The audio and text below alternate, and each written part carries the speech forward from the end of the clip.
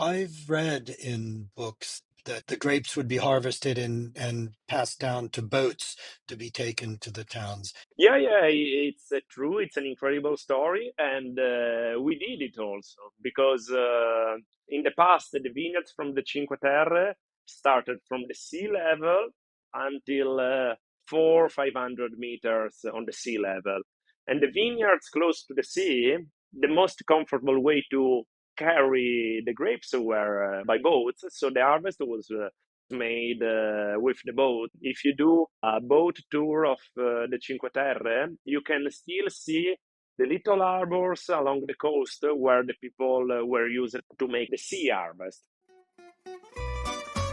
Fascinating people with stories to share, fabulous wines and the best local foods to accompany them, and beautiful places to discover and visit.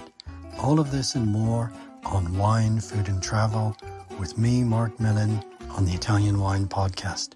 Join me for a new episode every Tuesday. Welcome to Wine, Food and Travel with me, Marc Millon, on Italian Wine Podcast. Today we travel to Liguria, to one of Italy's most beautiful small corners, the Cinque Terre, to meet my guest Luca Ciotoli of Eroico Vino. Luca, I know you're immensely busy with outdoor work and restoring this amazing environment, and we at Italian Wine Podcast are fortunate that today it's raining because that means you're able to join us. Welcome and thank you so much for being our guest today. How are you? Thanks a lot, Mark. It's a pleasure being here, and I'm fine.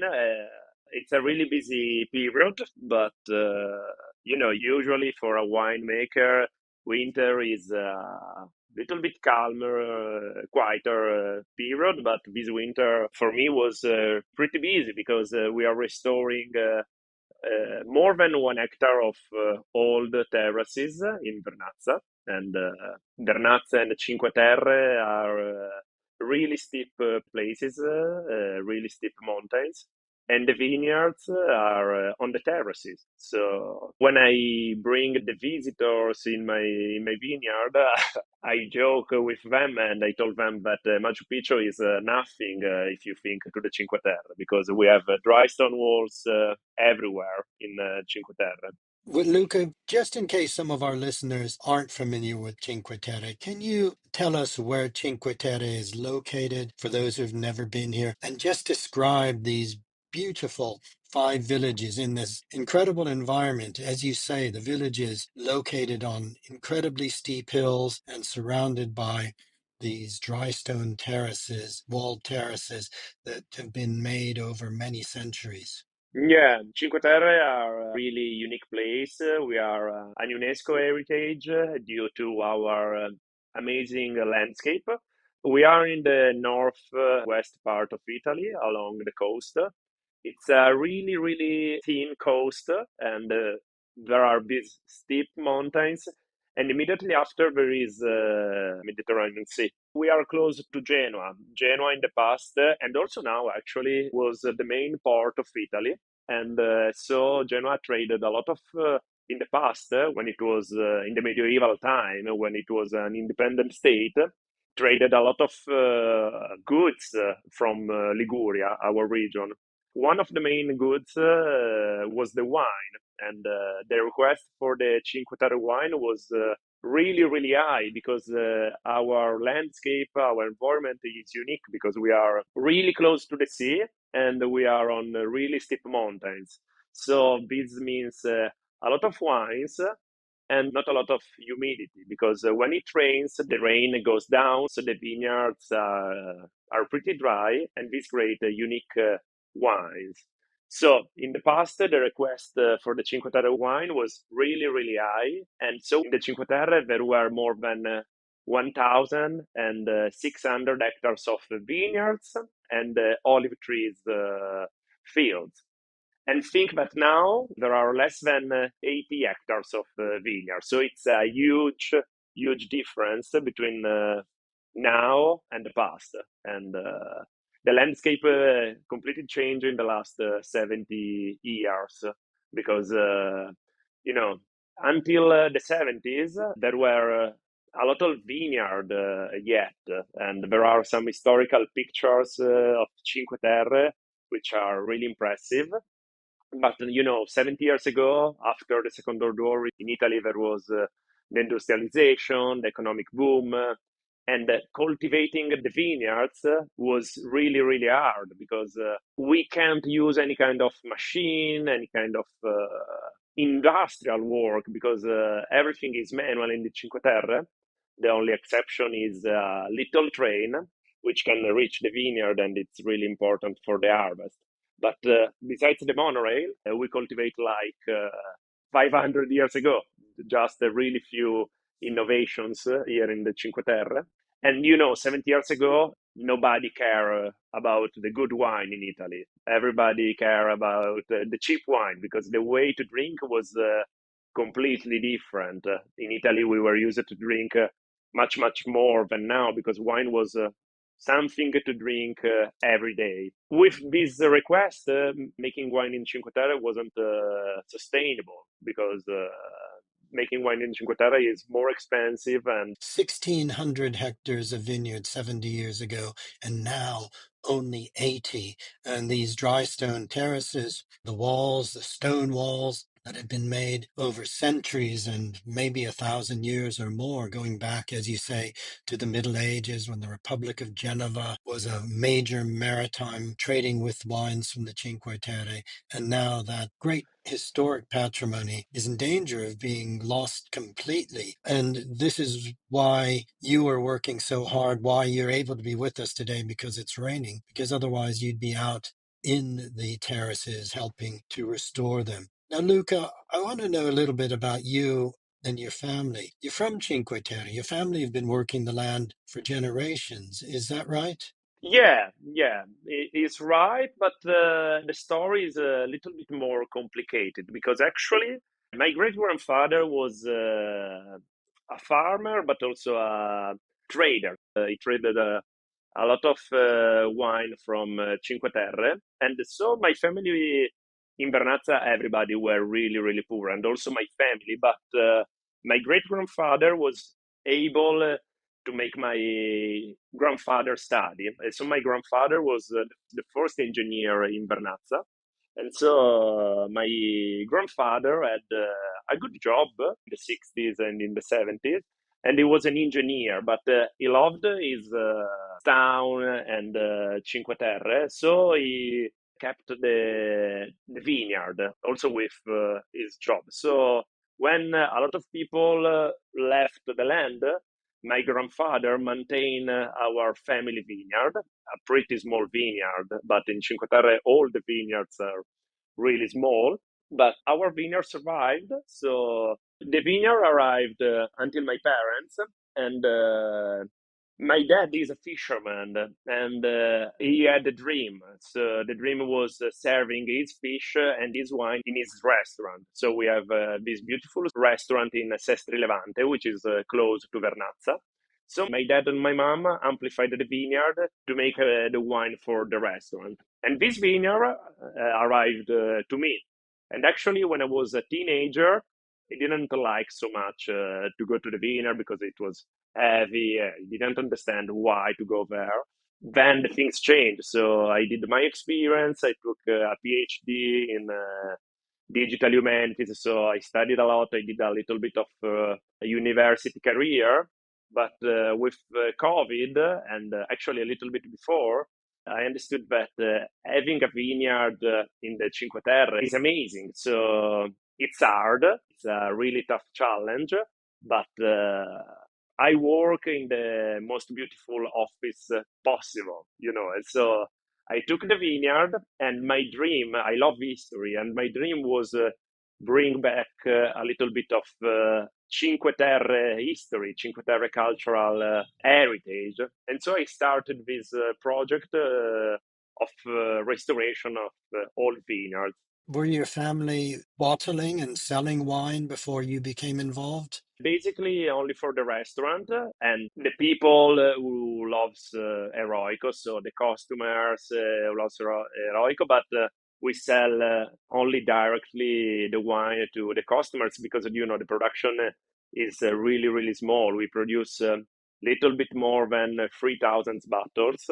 It's almost a joke because if you think to the wineries in, I don't know, Tuscany or in Langhe or in the main winemaking parts of Italy, it's a joke. But all the production in Cinque Terre are really, really small. So except for one or two wineries, the average of making wine is 5,000, 6,000 bottles. So it's all the production here are really small.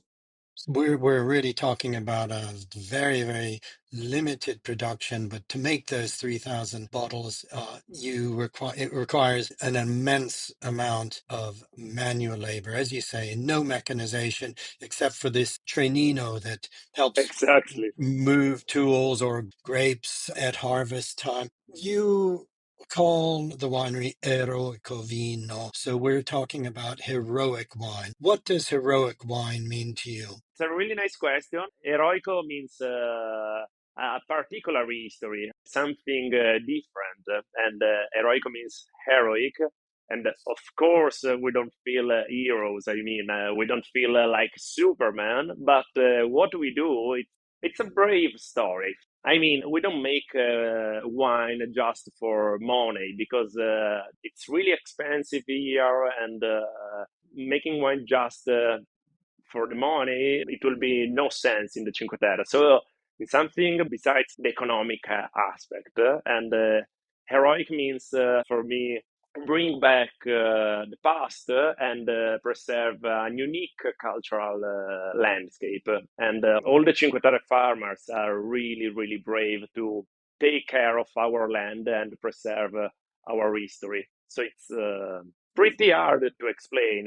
You can understand only if you visit Cinque Terre and seeing our landscape and our unique vineyards because it's a really, really special place. I think it's important for listeners to understand that this is truly heroic. You are heroes because the number of man hours required or human hours required to tend a vineyard in Cinque Terre compared to a vineyard in easier terrain that can be mechanized, the difference is extreme. I don't know how many hours per hectare you would be putting in over the course of a year, but it would be many, many times more than wine growers elsewhere. And I guess for this reason, Luca, the vineyards were abandoned. As you say, the wines couldn't be sold at high price, and people were finding in the economic boom of moving to factories, moving out of these areas, and these historic vineyards had just were falling into decay. So your restoration of them is truly heroic because you're not just restoring the land, you're restoring and maintaining a way of life. And it's a wonderful story. A wonderful story too that your father is a fisherman and wanted to serve his own wine in your own restaurant. And we'll talk about food and about the restaurant a little bit further. But I think that you're obviously a family of strong dreams and intentions, but I guess for somebody who's young to make that decision to return to the land must have been a difficult one. Are other young people returning to the land? Young people in Liguria, in my region, is a really, really rare thing because Liguria is the oldest region in Italy, and Italy is the oldest country in Europe. So not many young people around here, but the people from here, yeah, there is a cultural change in I think, in all of Italy, but also in all of Europe, because in the past, the cool thing to eat, the cool food was the industrial food, so fast food, and in Italy there was cimental, so the meat in the can. That was the top of the top because they represented the new way of life. Now the young people, and I hope everybody, are understanding that way of life, the way of life of the economic boom, wasn't sustainable, and so the people are coming back to the land, to the typical product, because Italy is an amazing country because any town, any region is different. And so in Cinque Terre, you drink and you eat something completely different from Florence, but also from Pisa. which are towns pretty close because are just 1-2 hours by car from Cinque Terre.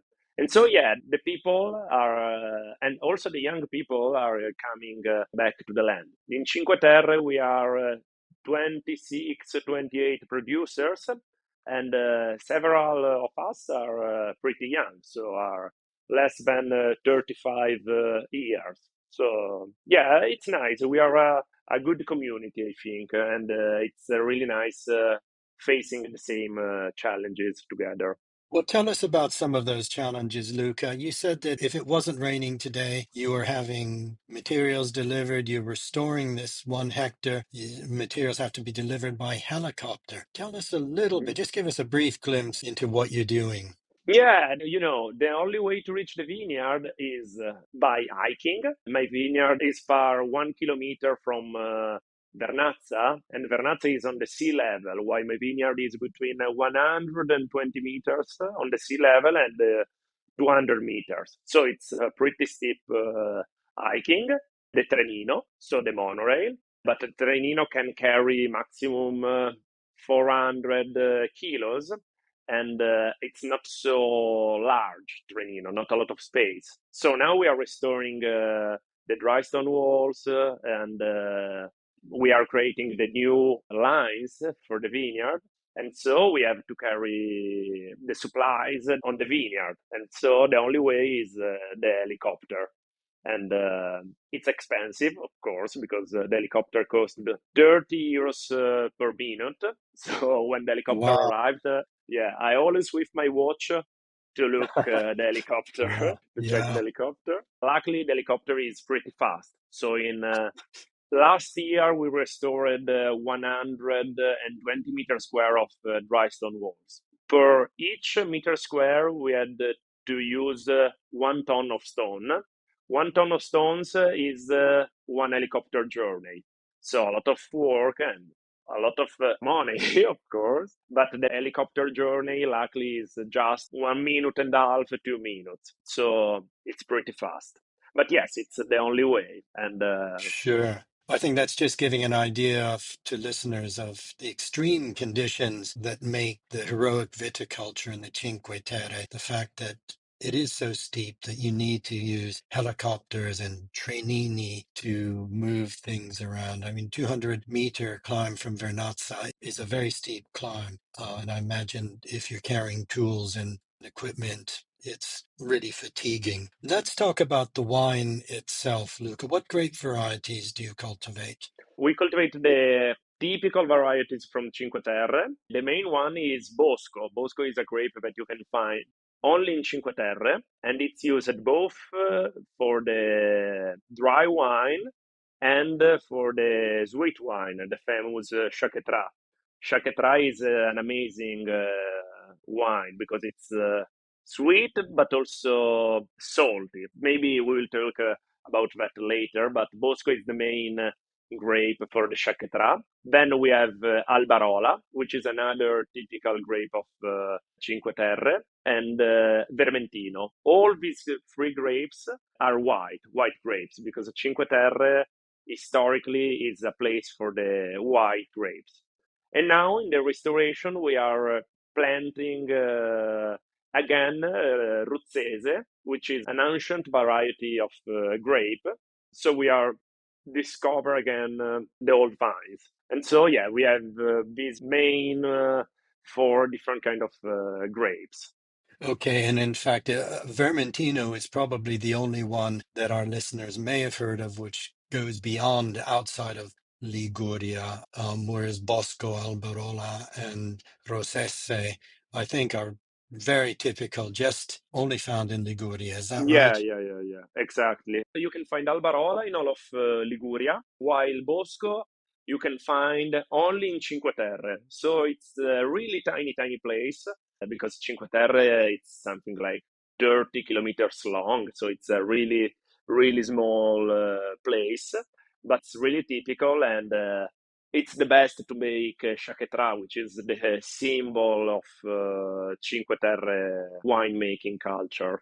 Okay, well, let's talk about the culture of wine and culture of wine and food in Cinque Terre. Your father's dream was, as a fisherman, was to serve the fish he caught with the wines he made in your own restaurant, and that's actually a reality. Is that right? Yeah. It's reality. And What is the name of the restaurant? Itti Turismo Bistromare. Itti Turismo is Okay. like agriturismo, but of the sea. So agriturismo is the house of the farmer. Itti Turismo is the house of the fisherman. So in our restaurant, Okay. you can find our wine and our fish. Wonderful. Tell us a little bit about the foods, the typical dishes that one would eat in your restaurant, and describe your wine, because this white Cinque Terre is, I imagine, this is the perfect wine to enjoy with the seafood of Cinque Yeah. Terre. Yeah. Seafood and Liguria and Cinque Terre have a really fresh cuisine, a cuisine that I love because it's really light, but also with a lot of flavors. So, of course, one of the most famous plate in the world is pasta al pesto, and pesto is typical from our area. But about the food, the king, actually the queen of our cuisine is anchovies. And I know that for the not Italian people, for the foreign people, anchovies can be strange because you are used to eat just the salty anchovies. But actually, in Liguria and in Cinque Terre, anchovies are cooked in a lot of different ways. For example, in Vernazza, there is one of the most famous dish, which is tegame alla vernazzana. Tegame is a pan, and in this pan you put a layer of potatoes, a layer of anchovies, and a layer of tomatoes with olives, capers, and oregano. And this create a sort of lasagna, seafood lasagna with potatoes, tomatoes, and anchovies. And it's a great dish, really fresh, perfect during the summer. And the connection with the wine is perfect because the Cinque Terre wine is really salty, is really fresh, and also fruity. So it's a perfect combination for a summer night, summer dinner, and yeah, I think it's one of the best. Is that served in your family restaurant? Yeah. There is in my family restaurant, and then in my family restaurant, the cuisine is really, really simple because the fish is really fresh. And so we want to serve the good fish. So if the fish is good, you don't need a lot of cooks. You just need a great olive oil from our reels and great fish and great wine. Cooked alla griglia? Alla griglia, yeah, but also in the oven. And there is a really traditional thing. A way to cook was all'acqua pazza, which means the crazy water.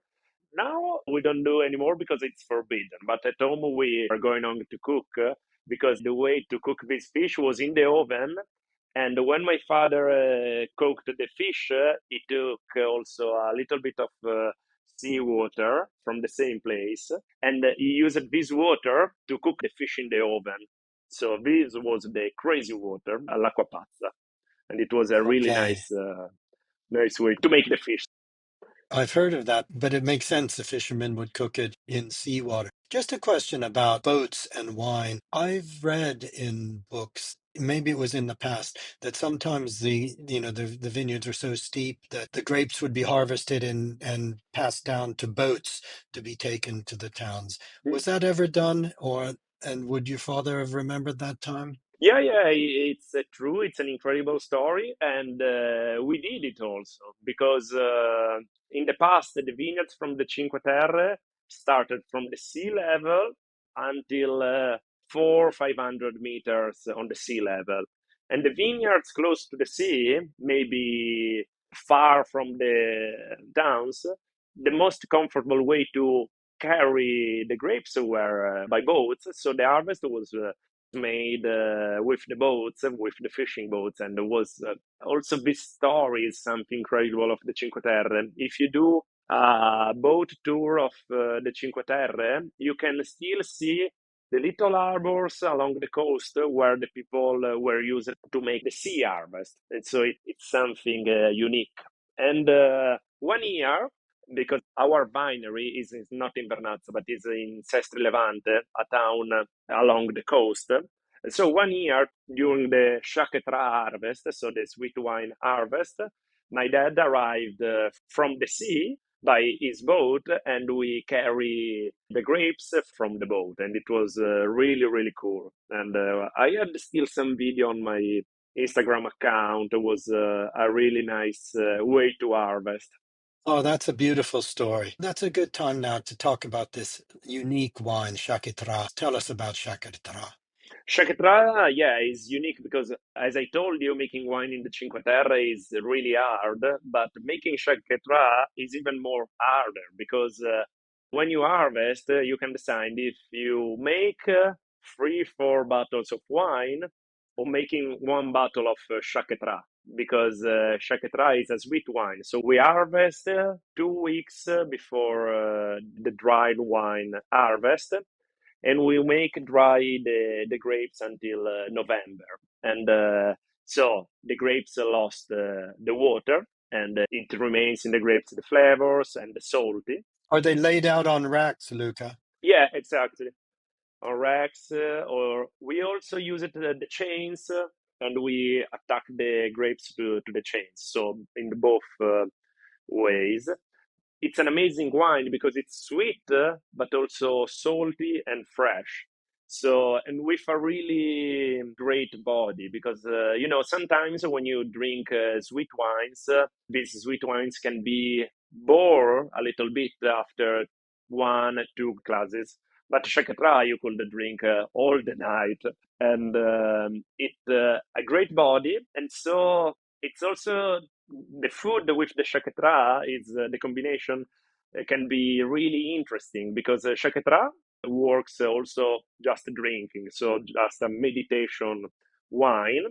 You can use with some sweet dish, but with a good body, so some biscuits, so on, but also a really nice combination making by some great sommelier is with gorgonzola, because gorgonzola is piccante. I don't know piccante. It's, Yes, yeah, the salty one. Yeah. and so the combination between gorgonzola or formaggio erborinati with chaquetra is great. And Wow, that does sound amazing. yeah, the problem is that the production of white wine in Cinque Terre is really small, and the production of chaquetra is even smaller. So my family produce 100 bottles of chaquetra. So basically, nothing is just for the tradition. But my plan is to amplify the production of chaquetra because this sweet wine is really unique. Yes, absolutely. It's a real extraordinary rarity. And if anyone has the opportunity to taste it, probably only if visiting Cinque Terre, then do. Exactly, I exactly. hope our listeners do. Now, speaking of visitors, Cinque Terre attracts 2.5, 3, maybe more million people every year. It's hugely popular. But you're involved with a project that is offering tourism of a different kind, a chance to really experience the life that you've been describing. Can you tell us about Be Eroico and what this is? Yeah, sure. The project with Eroico, I like to say that the tourism is really important for the restoration of the landscape. It's true that in Cinque Terre, a kind of tourism create problems. So the cruise ship tourism, maybe it's a really huge impact on the towns, but the tourists are really important for restore the landscape, because without the tourists, without the visitors, the demand of the Cinque Terre wine wouldn't be so high. And so, thanks to the tourism, we are able to amplify the vineyard. Also, to the wine tourism, it's a really good way to go faster in the restoration project. And Eroico is a project made with a really dear friend of mine, Carol, and The goal of the project is using the revenues from the touristic apartments to the restoration of the dry stone walls. For now, we just launched this project 1 month ago, but the project is to amplify also to other wineries and other touristic apartments and so on. Because in my experience, I saw that a lot of tourists, a lot of visitors, when understand what are the Cinque Terre, what is the Cinque Terre history, they really want to contribute to the Cinque Terre history and preservation. And so the idea of Eroico is using part of the revenues from touristic apartment to restore the dry stone walls and share this project with all of the visitors and all of the tourists who will come in our apartments. And yeah, we are really excited because this year we will try for the first time our apartments. We will use my family house, Carol's rooms, and so we will see. We will see how it will go. Mark, I will wait in our apartment. Yeah. Well, I very much would like to do that, Luca. I was looking into, I just want our listeners to know you could fly to somewhere like Pisa, take the train to, is it La Spezia, and then the train to Vernazza, and be in this magical world, and not in a hotel, but really feeling that you're living and being part of a unique environment and a unique place that's like nowhere else on Earth, and at the same time helping in the regeneration. If some of the guests wanted to actually help and work with you, can they do that? Is that part of the idea? It will be the next step, and we would like to create a volunteerism camp, especially during the winter season or the autumn season, because maybe in England or in North Europe, winter is not so good, but here the winter is amazing. If you are lucky, you have great days, great weather. And so making this volunteerism camp, yeah, it will be amazing. And so, yeah, we are really busy, but so we weren't ready yet to do the volunteerism this year, but the project is for the next winter because I have already done some volunteerism project, and it was really really nice for me seeing the people living in the cities, in the big cities of Italy, working in the Cinque Terre fields because the farmers working is amazing, especially in our place because it's as I told you, it's the best office in the world, and taking care of this office, this place is it's really nice, and we love to share this opportunity with other people from all of the world.